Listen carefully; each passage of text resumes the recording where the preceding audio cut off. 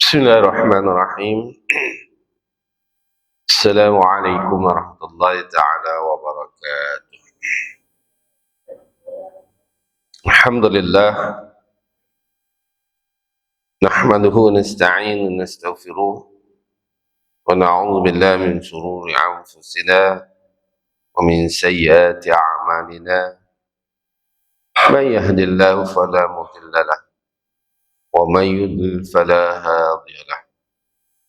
أشهد أن لا إله إلا الله وحده لا شريك له وأشهد أن محمدا عبده ورسوله.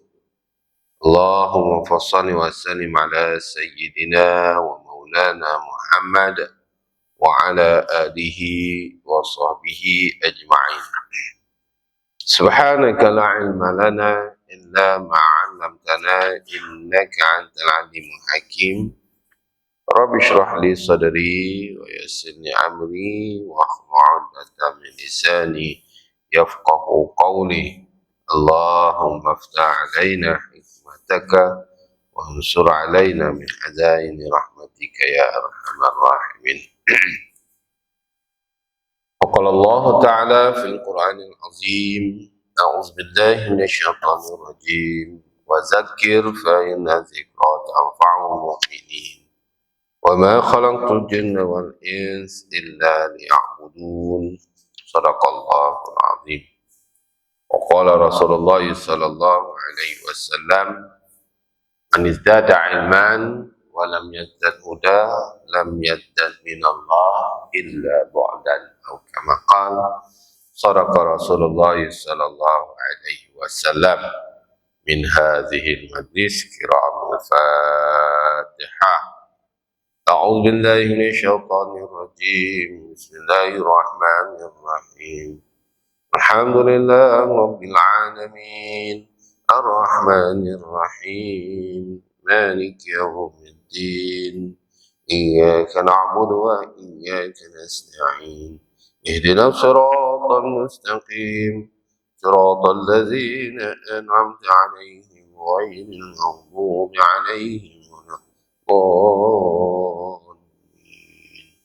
آمين. Bismillahirrahmanirrahim. Ma'asyiral muslimin muslimat, tetamu Allah yang dimuliakan, bakal syurga yang dinantikan, ahli zikir yang dirindukan, tuan-tuan haji, perempuan hajah, tuan-tuan, perempuan, hadirin hadirat, muslimin muslimat, bapa-bapa, ibu-ibu, anak-anak yang dikasihi, yang dirahmati, yang dimuliakan oleh Allah Subhanahu wa taala.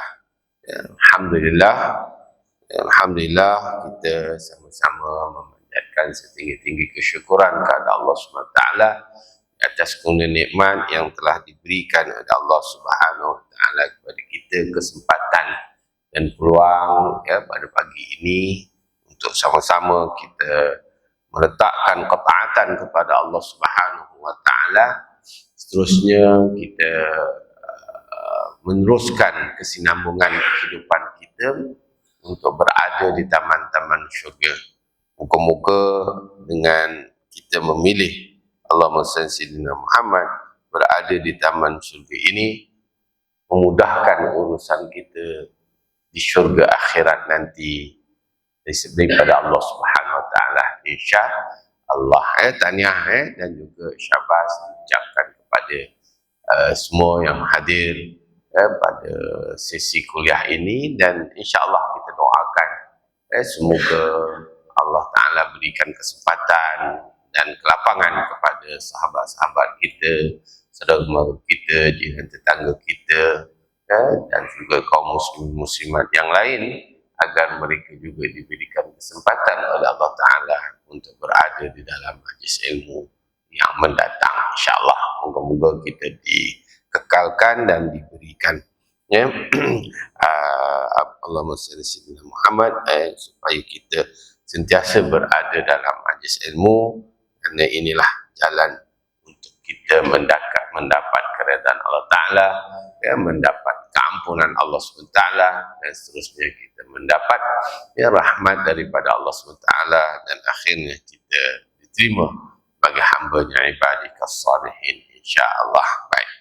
Ma'asyiral muslimin muslimat tetamu Allah yang dimuliakan, alhamdulillah kita sambung lagi pengajian kita dalam bicarakan kitab 50 tanda-tanda golongan orang-orang munafik menurut Al-Quran dan Al-Hadis. Hari ini kita masuk tanda yang ke-42, tanda yang ke-42 iaitu mengkhianati sesuatu amanah. Mengkhianati sesuatu amanah. Apabila disebut amanah, ia adalah satu tanggungjawab yang diberikan oleh Allah SWT kepada setiap manusia. Setiap manusia. Sebab itu Allah SWT pernah menawarkan amanah ini kepada makhluk selain pada manusia. Ini yang telah Allah Ta'ala nyatakan di dalam surah Al-Ahzab ayat 72. Allah Ta'ala mengatakan dalam firman-Nya, A'udzubillahi minasyaitonirrajim, Inna aradna al-amanata 'ala as-samawati wal-ard wal-jibal fa'abaina an yahmilnaha washfa'na minha wa hamalaha al-insan innahu kana zaluman jahula. Sadaqallahu azim. Allah Ta'ala pernah menawarkan amanah, yaitu tanggungjawab sebagai makhluk Allah Ta'ala untuk mentadbir muka bumi ini.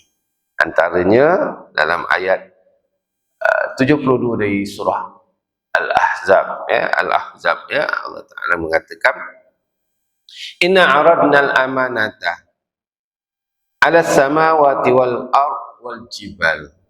Sesungguhnya kami telah mengutuskan amanah kepada langit, bumi dan gunung ganang. Maknanya besar amanah itu, sehingga kan Allah tawarkan tanggungjawab itu kepada makhluk yang agak besar juga, yaitu as-sama, samawat, langit, wal-ard, bumi, wal-jibal, gunung. Maknanya sesuai dengan fizikal mereka, Allah Ta'ala cuba tawarkan kepada langit. Kalau kita tengok langit pun, Masya Allah, tuan-tuan, sejauh mata memandang kita tengok langit. Begitu juga dengan bumi, begitu juga dengan gunung-gunung. Termasuklah gunung Everest yang kita banggakan hari ini, gunung tertinggi dunia, pernah ditawarkan amanah oleh Allah Ta'ala kepada mereka. Apa mereka jawab? Fa'abaina an yahmilnaha washfa'na minha. Maka semuanya enggan. Langit, bumi dan juga gunung, semuanya enggan untuk memikul dan mengambil amanah tersebut. Kenapa? Ayyahmilnaha, kerana mereka khawatir tidak dapat melaksanakan tanggungjawab tersebut. Mereka menolak tawaran Allah SWT kerana bimbang tidak dapat melaksanakan tanggungjawab. Khawatir khianat, maknanya tidak dapat melaksanakan amanah.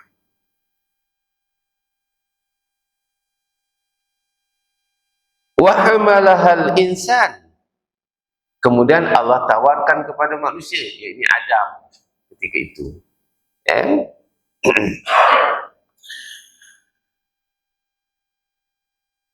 Innahu kana zaluman jahula. Walaupun kita ni lemah, tuan-tuan, dari segi fizikal, nak dibandingkan dengan langit-langit, nak dibandingkan dengan langit, nak dibandingkan dengan bumi, nak dibandingkan dengan gunung. Apabila Allah Ta'ala tawarkan, kata kepada manusia, wahai Adam, aku akan berikan amanah mentadbir alam ini, mentadbir bumi, kepada kamu. Apa jawab Adam? Adam kata, Setuju? Hebat kita ya. Hebat. Amanah ini kita sanggup.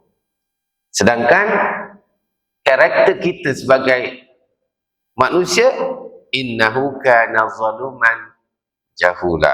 Ya, sesungguhnya manusia itu amat zalim dan amat bodoh.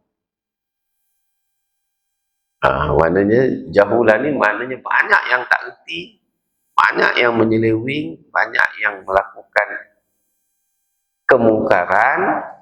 Baik itu apabila manusia nak diciptakan oleh Allah Ta'ala, nak jadikan Adam sebagai makhluk untuk mentadbir bumi ini, mendapat bantahan daripada malaikat dan juga makhluk-makhluk yang lain daripada kalangan manusia, makhluk yang diciptakan oleh Allah Ta'ala yang halus, iaitu malaikat, iblis.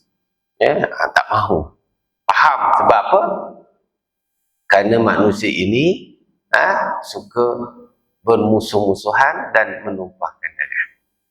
Jadi amanah ini apabila Nabi Allah Adam sanggup menerima, dan kita sebagai manusia adalah mewarisi apa yang diterima oleh Adam, iaitu manusia yang diciptakan oleh Allah Ta'ala yang pertama, maka kita juga adalah menjadi tanggungjawab. Walaupun kita ini innahu kana zaluman jahula, walaupun kita ni kalangan orang yang zalim. Apa makna zalim?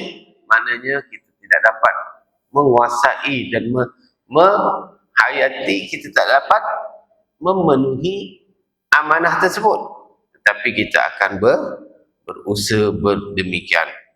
Ya tuan-tuan, Allahumma salli sayyidina Muhammad.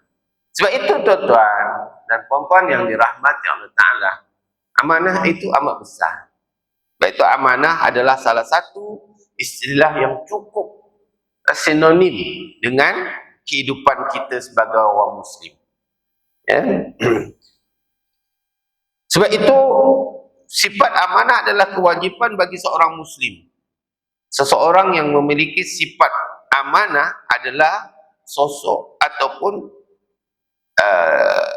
satu tanggungjawab yang boleh dipercayai serta memiliki tugas-tugas yang patut dilaksanakan. Jadi bila disebut amanah ini adalah satu tanggungjawab yang perlu dilaksanakan bagi orang yang menerima tanggungjawab. Ya. Sebab itu Nabi SAW semasa kecil diberikan gelaran Al-Amin, yang boleh dipercayai. Maknanya dia dapat, Nabi dari kecil lagi telah diangkat oleh masyarakat Arab bahawa ini manusia yang berpegang kepada amanah. Al-Amin, gelaran Al-Amin, yang boleh dipercayai. Baik itu kita tuan-tuan, kalau kita boleh Allahumma salli sayyidina Muhammad, kalau kita boleh dipercayai oleh orang, biasanya orang akan memberi amanah. Dan orang yang tidak dipercayai, jarang sangatlah orang nak bagi amanah. Ya? Jadi apa maksudnya? Amanah ini adalah tanggungjawab yang perlu dilaksanakan oleh seseorang yang memikul amanah tersebut. Ya? Dan amanah ini adalah salah satu akhlak yang terpuji. Ya, salah satu daripada sifat akhlak yang terpuji. Dan khianat itu adalah satu sifat akhlak yang terkeji. Sebab lawan bagi amanah itu ialah khianat. Nanti insyaAllah kita akan detail lagi. Ya. Sebab itu tuan-tuan, ya, menurut Abdul Rahman As-Saidi, ya, mendefinisikan amanah itu adalah segala sesuatu yang dipercayakan pada seseorang serta diperintahkan untuk menunaikan hal tersebut. Ada dua perkara yang perlu diambil perhatian menurut Abdul Rahman As-Saidi, iaitu Allahumma salli sayyidina Muhammad wa sayyidina Muhammad. kepercayaan, iaitu yang dipercayai, satu, tentang amanah, kedua, melaksanakan tanggungjawab. Menunaikan tanggungjawab amanah tersebut, kena tunaikan. Bukan pegang saja, ada orang yang pegang tapi tak boleh tunai. Itu juga di antara salah satu daripada pengkhianatan. Okey. Jadi amanah ini boleh diletakkan kepada 3 kategori. Tuan-tuan, amanah ini boleh diletakkan kepada 3 kategori. Pertama, amanah kepada Allahumma salli sayyidina Muhammad wa ala sayyidina Muhammad, amanah kepada Allah Subhanahu wa taala. Itu jenis dia. Amanah kepada Allah Subhanahu wa taala.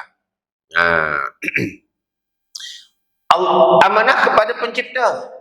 Apa dia? Wa ma khalaqtul jinna wal ins illa liya'budun. Tidak aku ciptakan manusia dan jin kecuali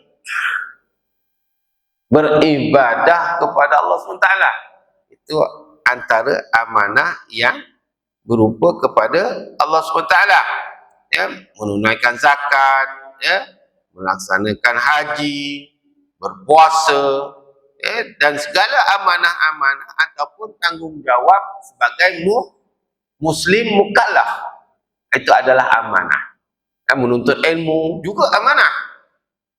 Menjadi suami, menjadi isteri, menjadi bapa, menjadi ibu, bertanggungjawab kepada masyarakat di bawah pentadbiran mereka, itu sebagai tanggungjawab yang telah kepada Allah Subhanahu wa taala. Allah Taala berfirman, a'udzubillahi minasyaitonirrajim, dalam surah Al-Anfal ayat 27. Allah Taala berfirman, a'udzubillahi minasyaitonirrajim, wa takhunu amanatikum wa antum ta'lamun.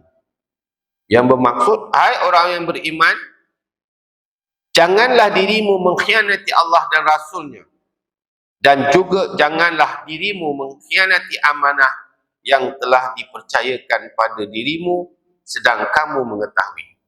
Maknanya, kita tahu bahawa itu tanggungjawab kita dan kita bersedia untuk menghadapi, menerima amanah tersebut.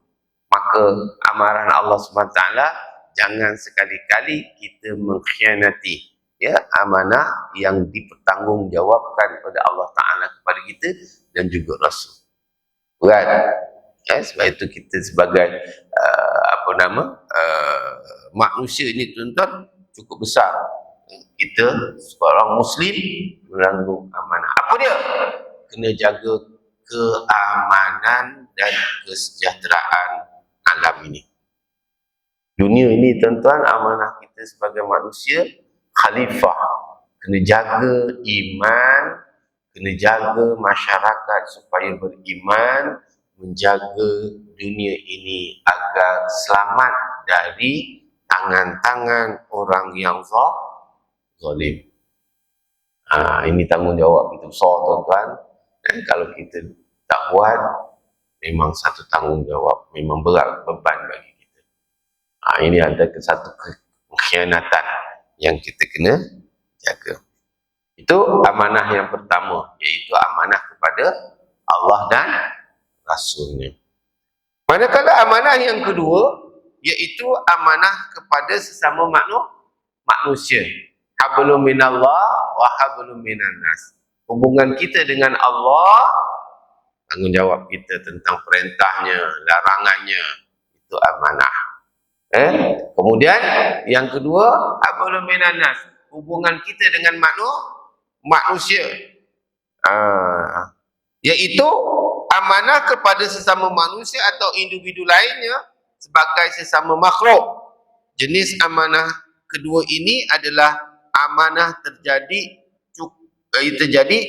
yang selalu kita lakukan, yang selalu kita lakukan, yang selalu kita hadapi. Contohnya,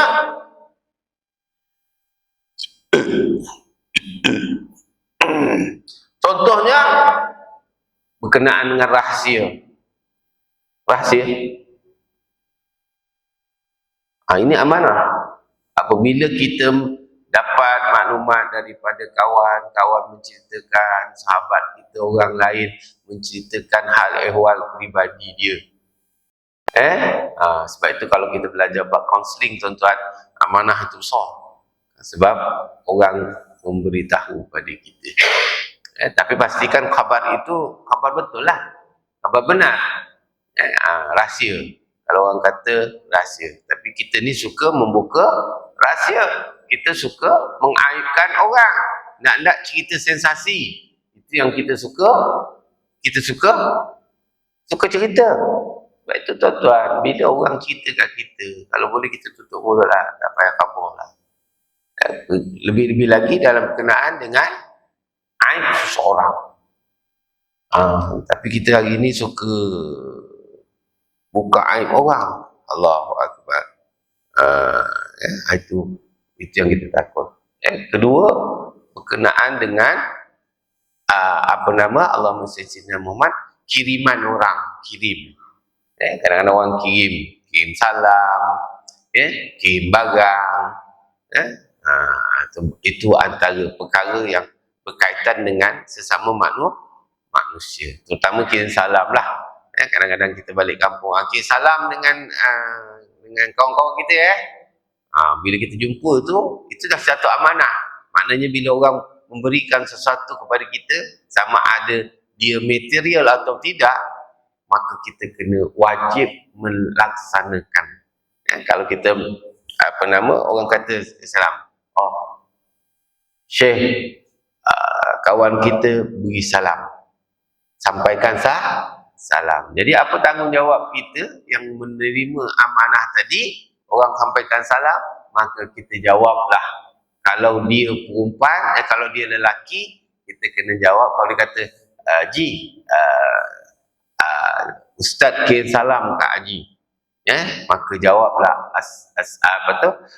wa alaika wa alaikumussalam. Itu jawab kalau orang bagi salam. Alaika wa alaikumussalam. Begitu juga orang perempuan dengan perempuan, bila dia bagi sampai salam, munah bagi salam. Alaika wa alaikum salam. Kalau dia daripada kalangan jenis yang sama, laki-laki, perempuan. Kalau orang perempuan kirim salam kat kita, orang perempuan kirim salam kat kita jawab alaiki wa alaikum salam. Alaiki wa alaikum salam. Kalau orang perempuan. Biasanya orang perempuan kalau kirim salam kat kita, cepat kita nak jawab. Laju kita nak jawab. Tapi kalau orang perempuan, orang lelaki beri salam, Ustaz, je. Itu maknanya antara amanah walaupun bagi salam. Kalau dah bagi barang, sampaikan barang itu. Sebab itu adalah tanggungjawab kita. Sebab itu Allah Subhanahu wa taala berfirman dalam surah An-Nisa ayat 58. Allah Taala menyatakan, a'udzubillahi minasyaitonir rajim. Innallaha ya'murukum an tu'addul amanata ila ahliha. Wa iza hakamtum bainan nas an tahkumu bil adl. Innallaha ni'ma ya'izukum bih. Innallaha kana sami'an basira. Yang maksud Allahumma salli sayyidina Muhammad wa ala sayyidina Muhammad. Sesungguhnya Allah memerintahkan kamu sekalian untuk menyampaikan amanah pada yang berhak menerimanya, serta menyuruh kamu jika menetapkan hukum di antara manusia agar kamu menetapkannya dengan adil. Sesungguhnya Allah memberikan pengajaran yang sebaik-baiknya pada dirimu. Sesungguhnya Allah ialah maha mendengar lagi maha melihat. Allahumma salli sayyidina Muhammad.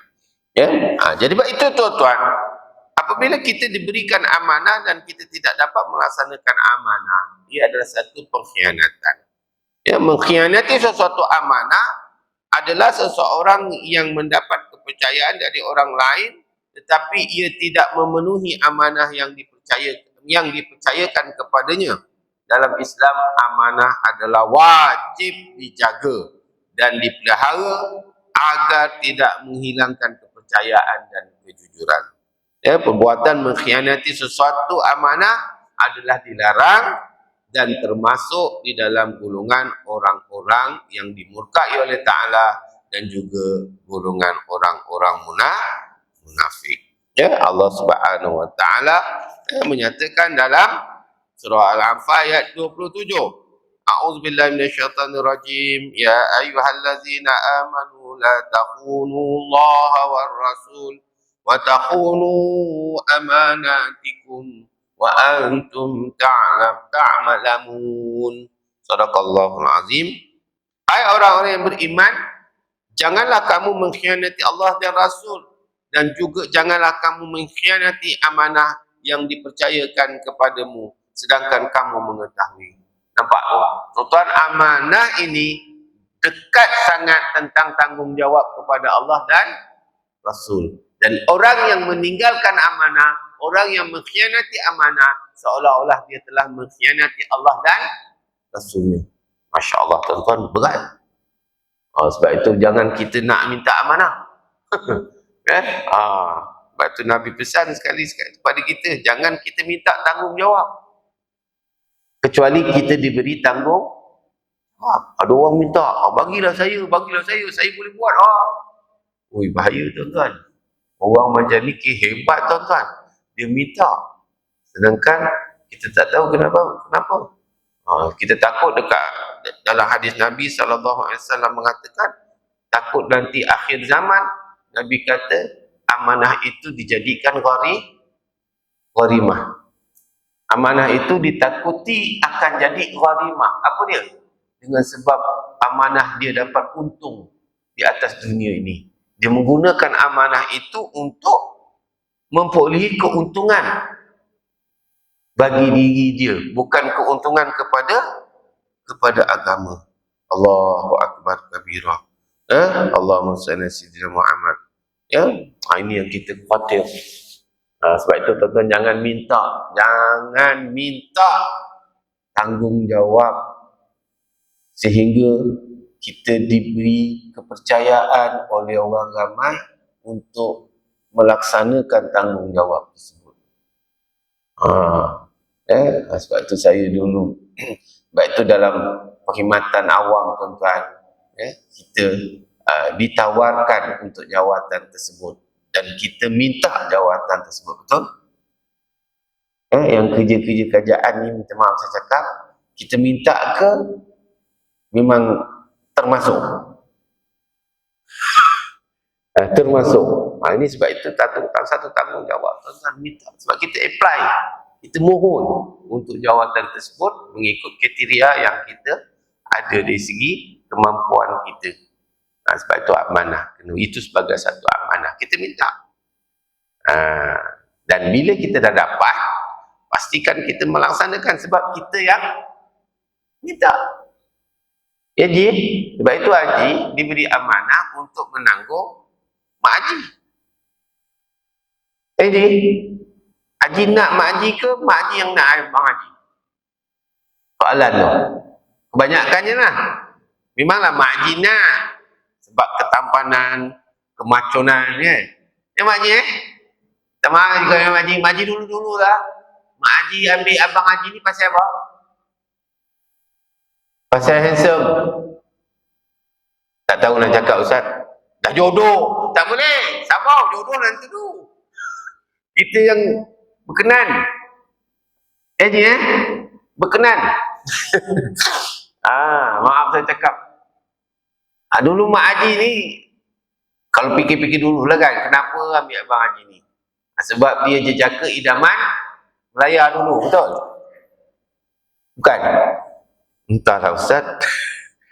Sebab tu, dulu-dulu kalau ikut orang tua-tua kita dulu, dia kahwin tu pasal mak bapak suruh nikah dengan sekian-sekian.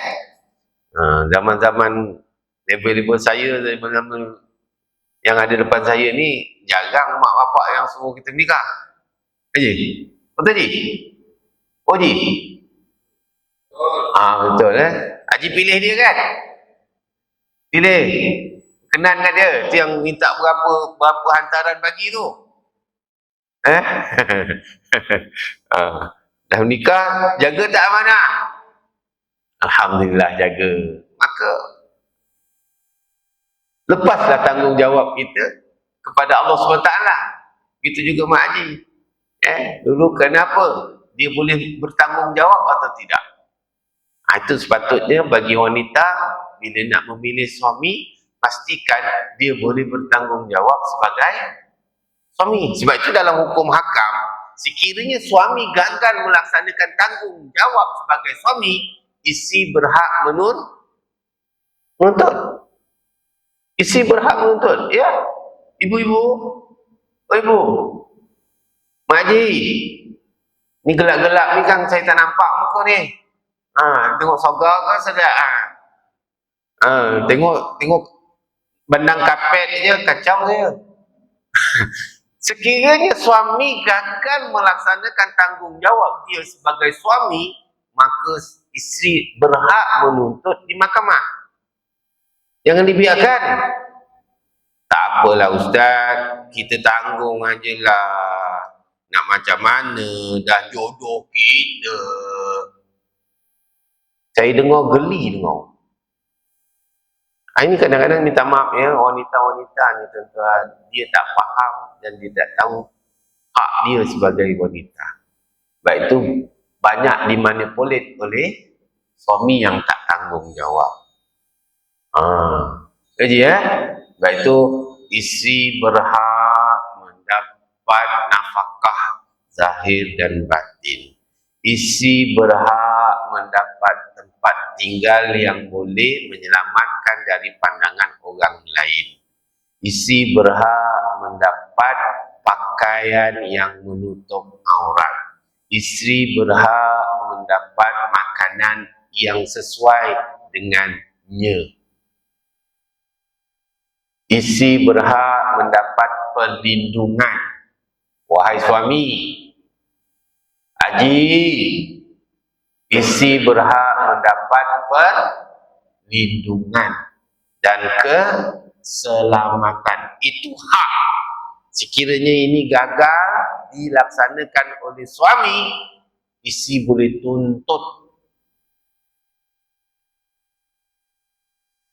Faham Ji? Bila isteri itu sakit, dia berhak tak dapat perubatan? Berhak tak? Uji. Berhak. Jangan bagi koyok dengan Panadol je, faham?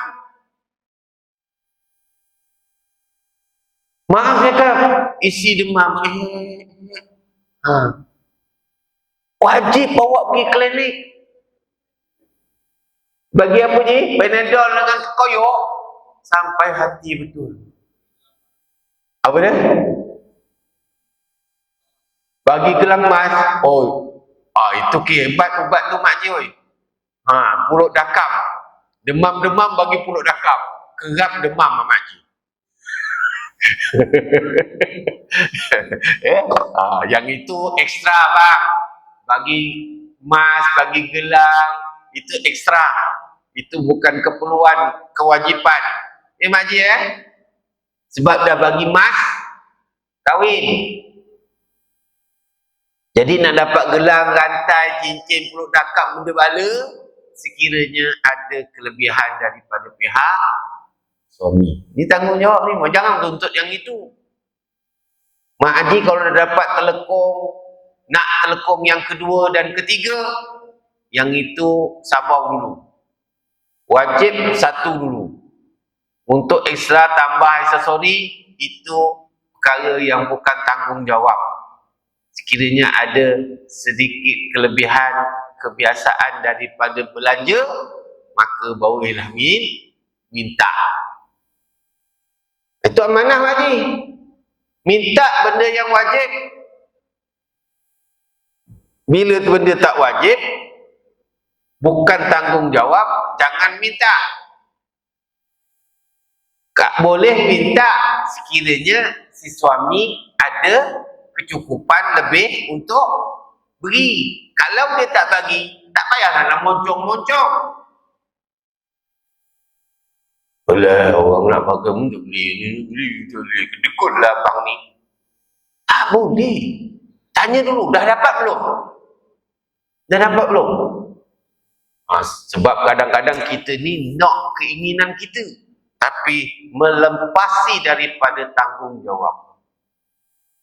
Maknanya si suami boleh memilih memberi atau tidak memberi sekiranya tanggungjawab itu telah terlaksana. Nak tambahan, boleh faham tak Madi? Tambahan. Tapi kalau tak ada, kena minta. Mak Haji nak tapui, faham tapui? Ringin tak nak tapui? Ringin. Tapi pinggan, periuk, semua cukup. Boleh tak minta? Boleh. Dengan nada, bang, bulan ni ada lebih tak bang? Kita teringin nak tapui. Suami kata, tak payahlah.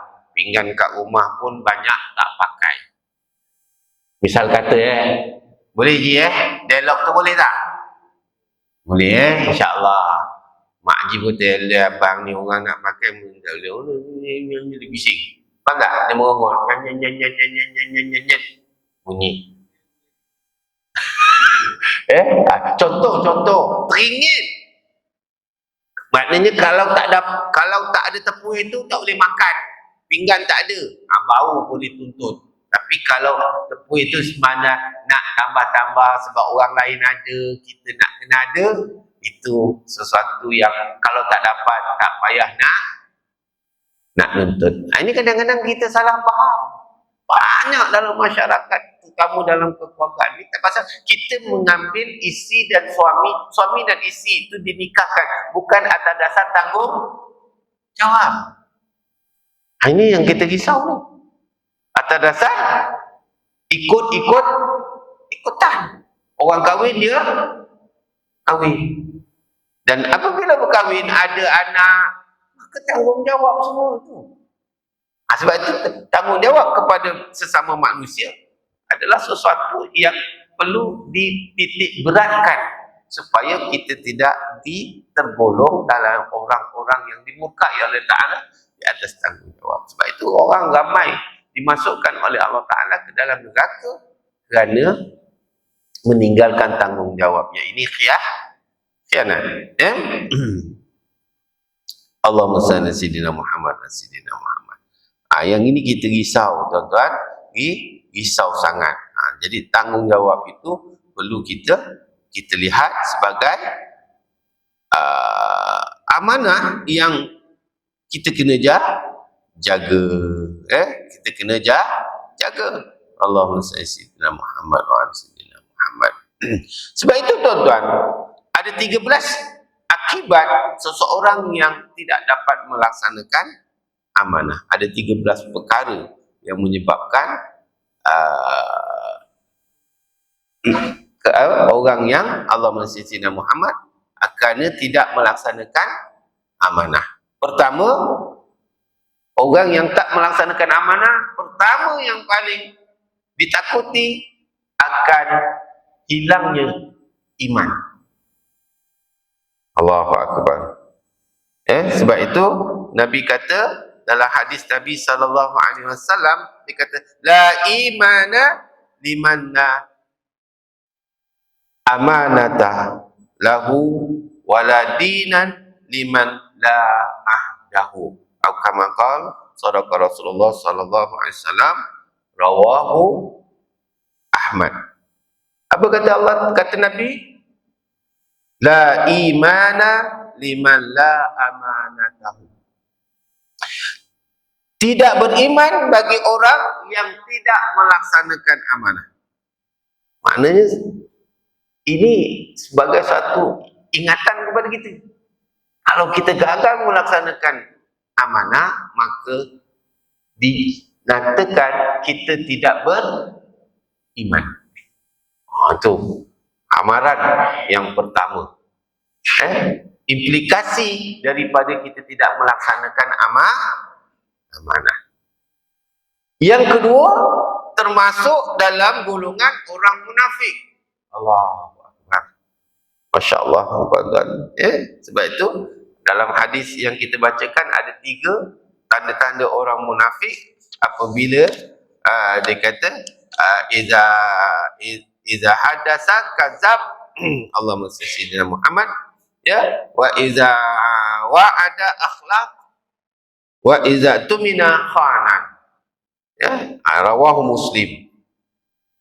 Orang munafik itu apabila berbicara dusta, apabila berjanji mungkir, dan apabila diberi amanah dia khianat. Maka orang yang meninggalkan amanah, yakni khianat, lawan bagi amanah, maka dia terpalit di atas ciri seorang munafik. Itu yang pertama. Yang kedua. Yang ketiga, menjadi orang yang rugi. Khasirun. Rugi dunia maupun rugi akhirat.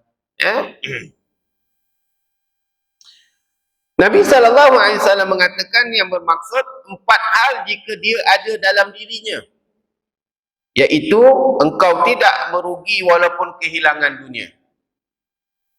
Pertama, menjaga amanah, berkata jujur, berakhlak mulia, dan menjaga makanan dari perkara-perkara yang haram.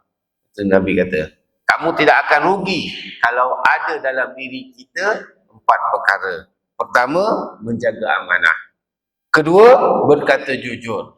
Ketiga, berakhlak mulia. Dan yang keempat, menjaga makan minum dari perkara-perkara yang haram dan subhah.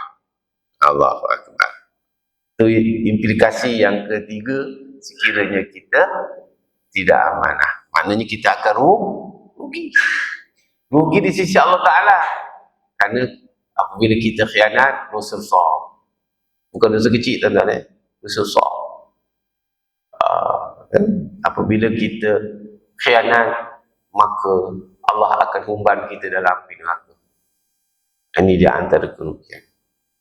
Kemudian yang keempat, tidak dipercayai. Ya.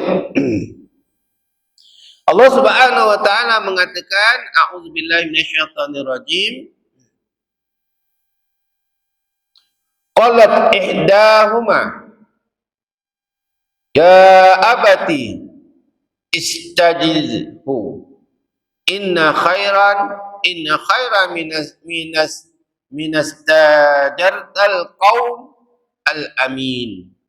Sadaqallahul azim, yang bermaksud salah seorang dari 2 wanita itu berkata, wahai ayahku, ambillah ia sebagai orang yang bekerja pada kita, kerana sesungguhnya orang yang paling baik yang engkau ambil untuk bekerja pada kita ialah orang yang kuat lagi dapat dipercayai. Surah Al-Qasas ayat 26. Maknanya apabila kita khianat, tidak amanah, sesungguhnya kita tidak akan dipercayai. Orang tak akan percaya kita lah. Kita tidak dapat kepercayaan orang. Orang kata itu pendakwah hanya banyak bohong tu.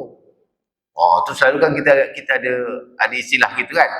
Kita kata itu tembang aja kuat, sembang aja, tong kosong kata. Itu di antara ciri-ciri orang yang tidak dipercayai.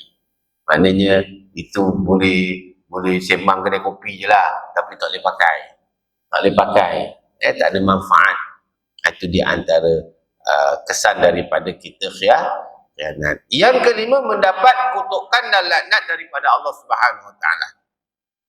Allah melaknat orang-orang yang khianat, tidak amanah. Sebab itu Allah Subhanahu wa taala mengatakan dalam firman-Nya surah Ali Imran ayat 78 hingga 79, yang bermaksud telah dilaknati orang-orang yang kafir dari Bani Israel dengan lisan Daud dan Isa putra Maryam. Yang demikian itu disebabkan mereka derhaka dan selalu melampaui batas.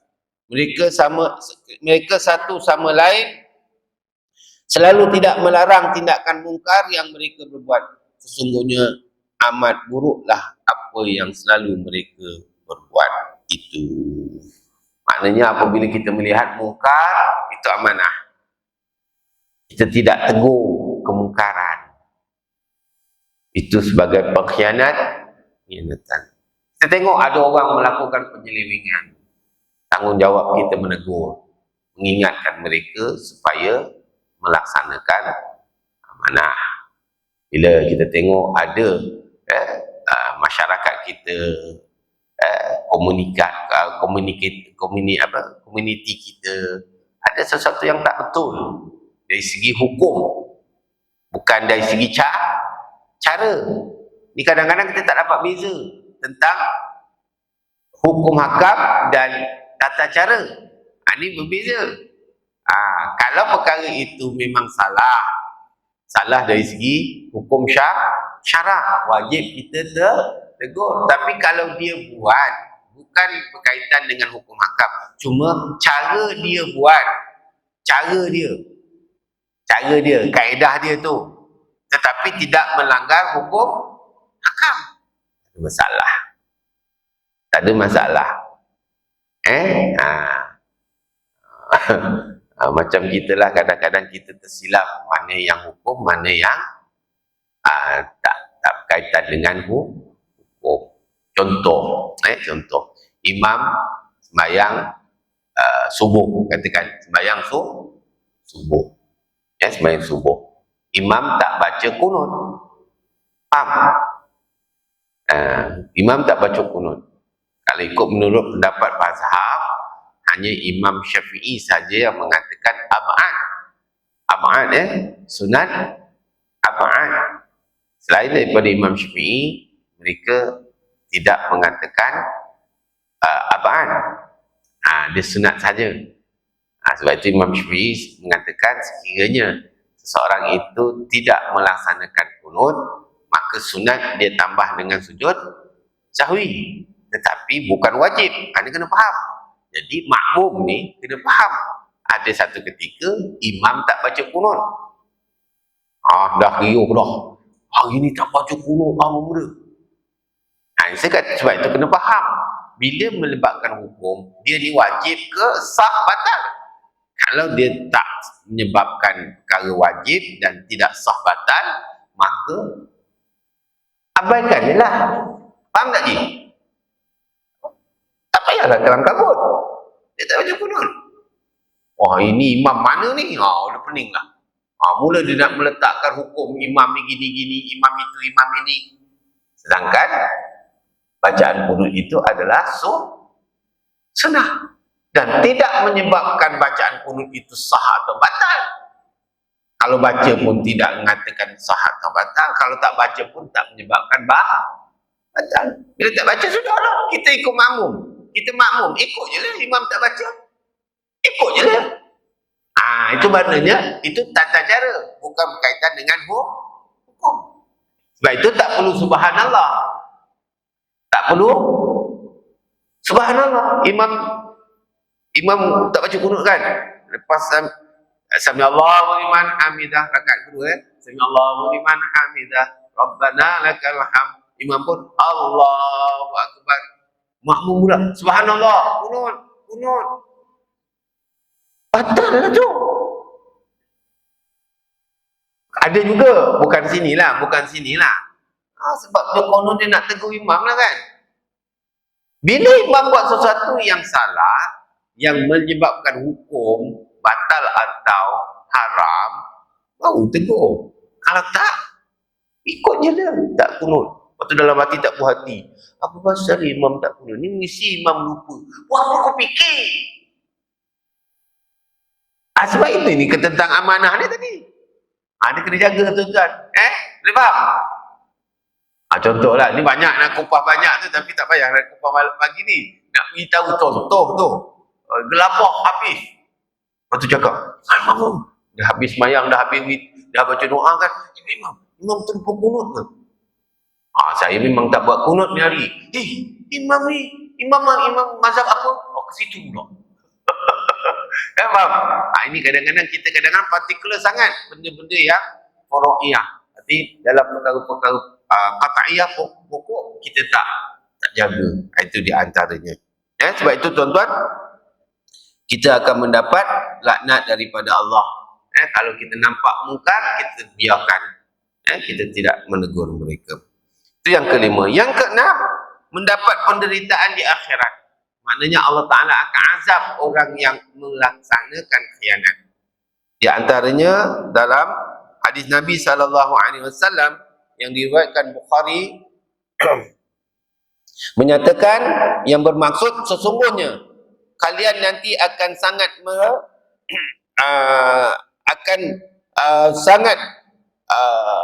mengharap ataupun terlalu obses terhadap kepimpinan. Ujungnya hanya penyelesaian pada hari kiamat. Di dunia ia akan mendapat kesenangan, namun setelah kematian sungguh mereka akan mendapat penderitaan. Maknanya tuan-tuan, jangan kita terlalu obses dalam satu-satu kepimpinan. Taksublah kata orang tu. Kita boleh menerima dia selagi mana dia melaksanakan tanggungjawab. Kalau dia tak melaksanakan tanggungjawab, kita tidak boleh patuh dan akur dengan mereka. Ini sebab itu amanah ini tuan-tuan dilihat secara globalisasi, secara keseluruhan, bukan secara membabi buta. Ini sebab kita takut kita mendapat penderitaan di akhirat. Kenapa? Nabi mengatakan kullukum ra'in wa kullukum mas'ulun an ra'iyati. Tiap-tiap diri kamu adalah pemimpin, dan setiap pemimpin akan disoal oleh Allah Ta'ala bagaimana kita memimpin. Jadi kita ni tuan-tuan akan disoal oleh Ta'ala di atas amanah yang dipertanggungjawabkan oleh Allah Ta'ala kepada kita. Yang ketujuh, dimalukan di akhirat. Dipermalukan oleh Allah Ta'ala di akhirat. Ini berpandukan kepada hadis Nabi SAW riwayat Bukhari yang bermaksud setiap pengkhianatan akan mendapatkan bendera di belakangnya. Panjang dan pendek bendera tersebut sesuai dengan kadar pengkhianatannya. Ketahuilah bahawa pengkhianatan yang paling besar adalah pengkhianatan seorang pemimpin terhadap rakyatnya. Besok dekat akhirat tuan-tuan, Allah akan bagikan setiap orang pengkhianat, ya ini yang tak melaksanakan tanggungjawab, bendera. Jadi kalau bendera tu panjang tu, maknanya banyak pengkhianatan dia lakukan. Banyak dia tak melaksanakan amanah. Kalau pendek bendera itu, maknanya sedikit dia melakukan pengkhianatan. Hari ini kita tak nampak sebab kita tak diberi. Sebab kita akan bawa bendera tu. Kalau berjela-jela lah, orang pun tengok, panjangnya bendera kau. Itu menandakan kita pengkhianat tega. Ini yang kita risau. Allahumma salli sayyidina Muhammad. Ada tandanya. Kalau kita buat dosa lain, tak adalah dia punya tanda. Tapi bila orang yang melakukan pengkhianatan ataupun tidak melaksanakan amanah akan diberi bendera mengikut banyak pengkhianatan yang kita lakukan. Kita lakukan. Baik. Yang ke-8 menjadi pengkhianat Allah dan Rasulnya. Jadi sebagaimana dalam surah Al-Anfal yang saya nyatakan yang sebelum ini, maknanya jangan kita mengkhianati Allah dan Rasul. Kerana orang yang mengkhianat, orang yang pengkhianat itu adalah dia mengkhianati Allah dan Rasul.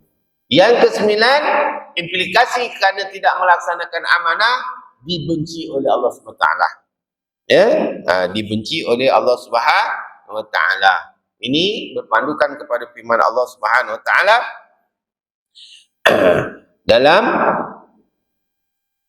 surah An-Nisa ayat 107 yang bermaksud, dan janganlah kamu berdebat membela orang-orang yang mengkhianati dirinya Sesungguhnya Allah tidak menyukai orang-orang yang selalu berkhianat lagi bergelimang dengan dosa.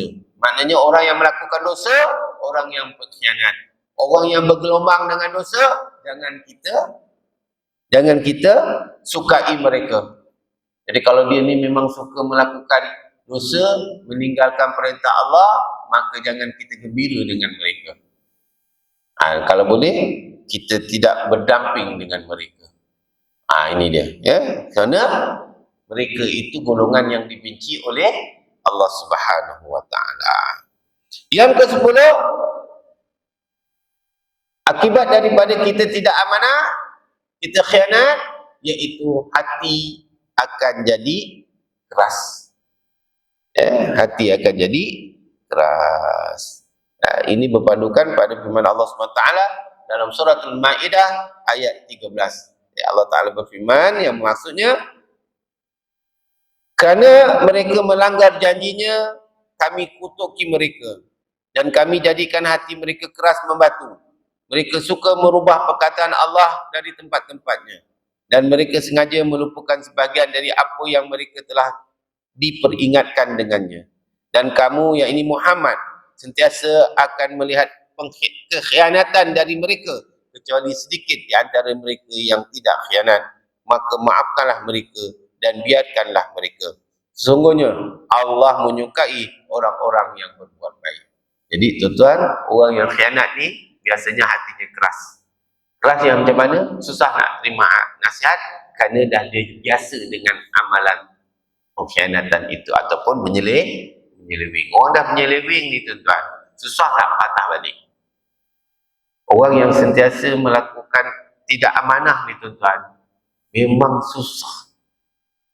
Sebab tu hatinya dah jadi keras. Kita minta jauhkan daripada perkara tersebut, supaya kita tidak termasuk golongan orang-orang yang dibenci oleh Allah Ta'ala di atas perbuatan dosa kita. Yang ke-11, dia adalah calon penghuni neraka.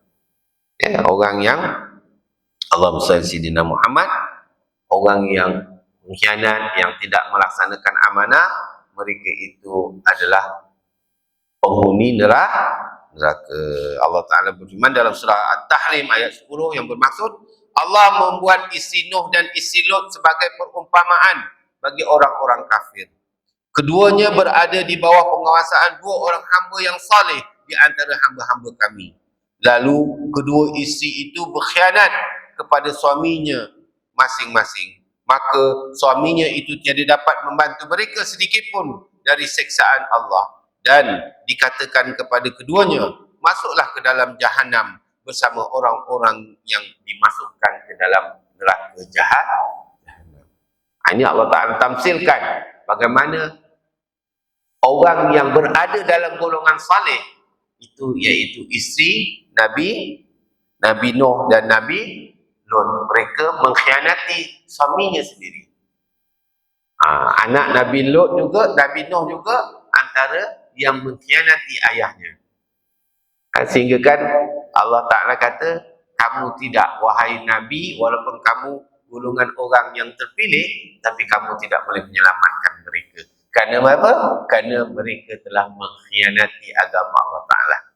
Jadi tuan-tuan, berat. Maknanya orang yang berkhianat tu adalah calon neraka. Yang ke-12, tidak dapat pertolongan di akhirat. Syafaat Nabi tak dapat dan juga pertolongan Allah juga tidak dapat.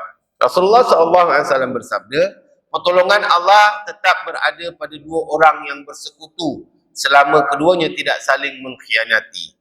Bila sudah saling mengkhianati, maka Allah mencabut pertolongan terhadap keduanya. Maknanya antara kerugian bagi orang yang tidak melaksanakan amanah, yang ini khianat, dia tidak mendapat pertolongan Allah, sedangkan pada hari itu adalah pertolongan Allah dan Rasulnya amat-amat diperlukan akan manusia. Dan yang ketiga, yang terakhirnya, mendapat azab dari Allah Subhanahu Wa Ta'ala. Ini berpandukan kepada surah Al-Ahzab ayat 73. Allah Ta'ala berfirman, A'udzubillahi minasyaitonirrajim. Yu'azziballahu المنافقين والمنافقات والمشركين والمشركات ويتوب الله على المؤمنين والمؤمنات وكان الله غفورا رحيما. Sadaqallahul azim. Sesungguhnya Allahumma shalli ala Muhammad. Ya, sesungguhnya manusia itu amat zalim dan amat bodoh, sehingga Allah mengazab orang-orang munafik lelaki dan perempuan dan orang-orang musyrik lelaki dan perempuan, dan sehingga Allah menerima taubat orang-orang mukmin lelaki dan perempuan, dan adalah Allah Subhanahu wa taala Maha Pengampun lagi Maha Penyayang. Ini antara ingatan Allah Subhanahu wa taala kepada orang yang melakukan pengkhianatan. Maknanya Allah Ta'ala akan mengazab orang-orang yang melakukan khianat. Terutama khianat itu akan terjadi. Siapa yang melakukan pengkhianatan, mereka akan termasuk di dalam golongan orang-orang munafikun, orang yang munafik. Dan orang munafik itu tiada tempat yang selayak bagi mereka kecuali neraka yang terkebawah sekali di dalam neraka. Ada ulama yang mengatakan apabila ada seseorang yang tekun mengerjakan solat, puasa, mengerjakan haji dan banyak mengerjakan amal saleh, tetapi ia tidak beramanah terhadap sesuatu, maka apa yang dikerjakan tersebut adalah sia-sia sahaja. Amal mereka dan tiada memperoleh petunjuk, dan yang paling kita takuti dimurkai oleh Allah SWT. Oleh itu tuan-tuan, hati-hati apabila kita diberi tanggungjawab. Laksanakanlah tanggungjawab itu sebagai mungkin amanah yang diberikan kepada kita. Kalau boleh, biarlah kita buat sebaik mungkin. Kalau tak mampu untuk kita melaksanakan amanah, kita berlepas tangan, mohon kemaafan di atas kegagalan kita untuk melaksanakannya. Kalau kita tak mampu, lepaskanlah tanggungjawab. Kadang-kadang dia dah tak boleh buat, dia nak buat juga, dia tak mampu, makin teruk, maka dia degil nak juga. Kerana konon dipilih, tapi dia gagal untuk melaksanakan, maka sebagai orang yang bersifat tanggungjawab, maka dia kena lepaskan amanah tersebut kepada orang yang lebih aula. Sebab itu Nabi SAW mengatakan akhir zaman akan berlaku kebinasaan, iaitu apabila amanah diberikan kepada bukan ahlinya. Amanah diberikan kepada bukan ahlinya. Contoh, kita lantik imam yang tak reti baca Fatihah. Itu kebinasaan lah. Faham contoh Sebab itu nak lantik, biarlah orang yang betul-betul berautoriti, berkemampuan untuk melaksanakan tanggungjawab. Sebab orang kita ni tuan-tuan, dia kadang-kadang dia lantik orang, dia sokong orang, bukan kerana orang tu boleh tanggungjawab, dia nak dengki orang tu. Orang ni banyak cakap ni, kalau mesyuarat dia banyak cakap, kita lantik dia, dia buat kerja. Ini pun satu juga tuan-tuan, satu tindakan yang tak kena, yang perlu dibetulkan. Kita melantik sesuatu organisasi, pemimpin dan juga apa juga, biarlah yang bersifat amanah, bukan nak kenakan dia. Kita lantik dia, pasal dia banyak cakap, kita angkat dia. Ada dia tak boleh buat kerja, dia tak boleh, dia pandai cakap tapi dia tak boleh buat kerja. Itu di antara perkara yang perlu kita lihat. Banyak tuan-tuan. Jadi hati-hati tuan-tuan, jangan kita anyai orang dengan sebab kita memilih ataupun kita membiarkan mereka dalam keadaan tidak dapat melaksanakan tanggungjawab. Sekiranya kita melihat mereka tak mampu untuk melaksanakan tanggungjawab amanah itu, kita tegur mereka, ingatkan dia supaya nasihatkan mereka memperbaiki. Kalau dia tak boleh juga, maka menjadi tanggungjawab kita untuk melantik yang lain yang patut diberi amanah, yang patut berkarisma untuk memegang amanah tersebut. Jadi tuan-tuan, amanah bukan suatu perkara yang ringan, tapi amat berat kepada kita. yang mana Allah Ta'ala sebut dalam surah Al-Ahzab tadi, maknanya langit, bumi, bukit, bukau tak mampu untuk menanggung tanggungjawab sebagai hamba Allah di atas muka bumi untuk mentadbir bumi ini.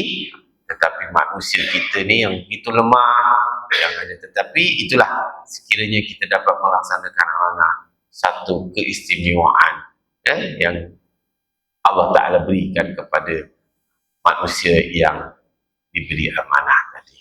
Maka hati-hatilah kita apabila menerima amanah, tunaikanlah amanah itu dengan segera supaya kita tidak dilaknat dan dimurkai oleh Allah Subhanahu wa Ta'ala. Jadi sekadar itulah untuk pagi ini. Moga-moga kita mendapat manfaat dan moga-moga kita sentiasa berwaspada dan berhati-hati dalam kita mendapat amanah daripada sesiapa juga, khusus daripada Allah SWT dan juga manusia yang lain. Wallahu alam. Dan dari itu, mohon maaf daripada saya. Jumpa lagi aku qauli hadza, nastaghfirullahal azim li wa lakum wa lisal muslimin wal muslimat wal mu'minina wal mu'minat bi rahmatika ya arhamar rahimin. Bismillahirrahmanirrahim.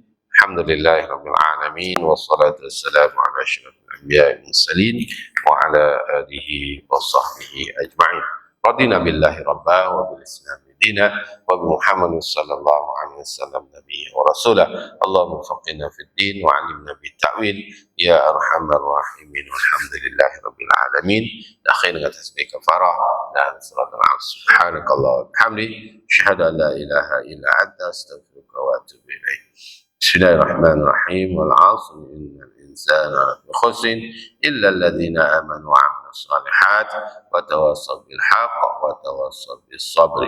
Billahi taufiq. Wassalamualaikum warahmatullahi taala wabarakatuh. Wallahu a'lam.